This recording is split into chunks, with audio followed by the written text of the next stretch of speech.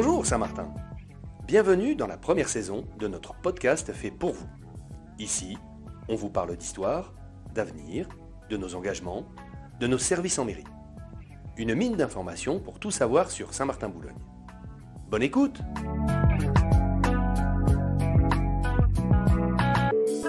Bonjour, c'est Raphaël Jules. On se retrouve aujourd'hui pour notre volet de la page Histoire des podcasts de Saint-Martin.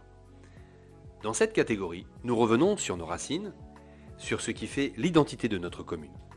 Alors, pour commencer, autant remonter le temps jusqu'au tout début, jusqu'à la naissance même de Saint-Martin-Boulogne. Un texte écrit par notre historienne Isabelle Clausel.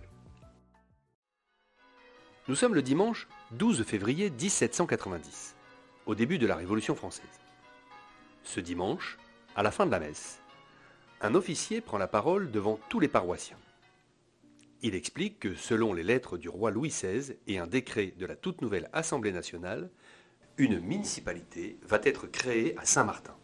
Celle-ci remplacera la vieille communauté villageoise née au Moyen-Âge. La commune de Saint-Martin ne dépendra plus de Boulogne, elle s'administrera elle-même. Comment créer la commune ?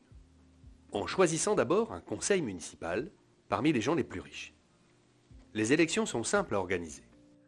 On achète d'abord une bouette, qui est en fait une boîte, dans laquelle on place des papiers blancs et noirs. Il y a autant de papiers blancs que de candidats à élire. Mais puisqu'il y a des papiers noirs, celui qui tire un papier blanc sera élu, et le noir, tant pis. Bien sûr, à cette époque, tous les candidats sont des hommes. C'est ainsi que Saint-Martin a élu son premier maire et ses premiers officiers municipaux. Gabriel Abotte de Bazingan sera notre premier maire. Antoine d'Amboise, qui est jardinier, Louis Verlin, qui est faïencier, Jacques Routier, qui est laboureur, ainsi que Georges de Hémont, qui est rentier, seront les officiers, accompagnés de monsieur le curé Antoine Beauval. Nous ajoutons encore Antoine Lannoy, qui est du Mont-Lambert, Nicolas Masson, de Baduit, Louis Delattre, qui est potier, Antoine Villeneuve et d'autres. Ils formeront le premier conseil municipal de Saint-Martin. Il faut ajouter un secrétaire de mairie. Louis Carpentier, sacristain de l'église, a été choisi. Il sera de plus l'instituteur des enfants. Pour ce faire, il abandonne sa tâche auprès du curé. Il faudrait un endroit pour réunir le conseil, car l'église n'est pas pratique et en plus, elle va bientôt fermer à cause de la Révolution.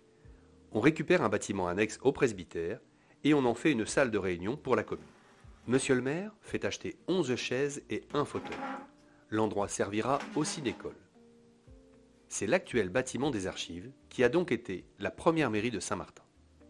Pour s'occuper de la police, il faut un garde champêtre. Adrien Bans a été choisi.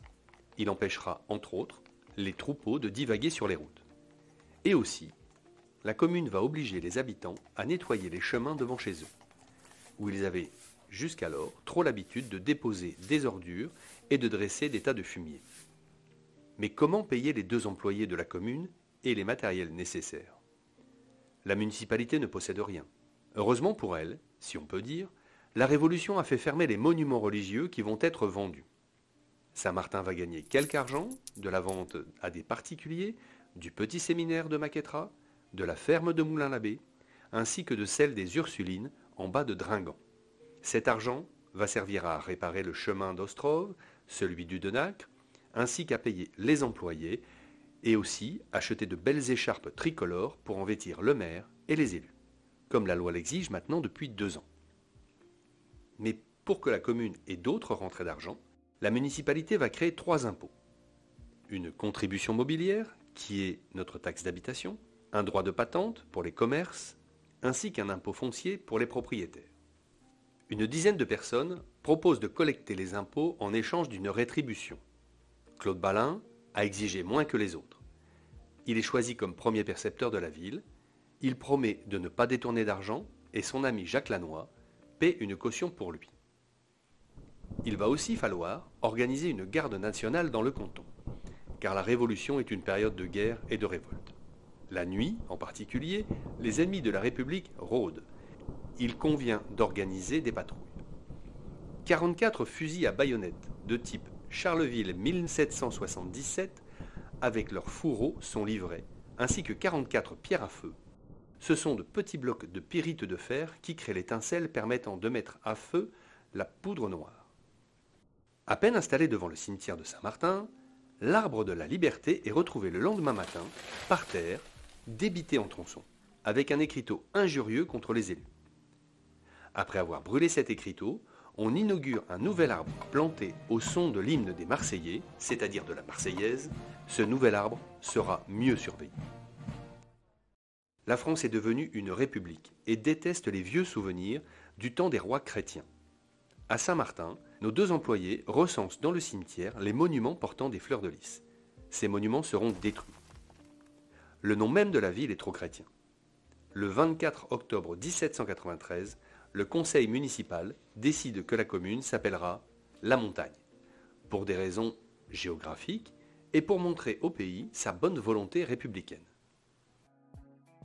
2 ans plus tard, la Révolution est finie. Le maire annonce avec une grande joie que la commune reprend son nom de Saint-Martin-Boulogne, nom qu'elle porte désormais pour plus de 230 ans.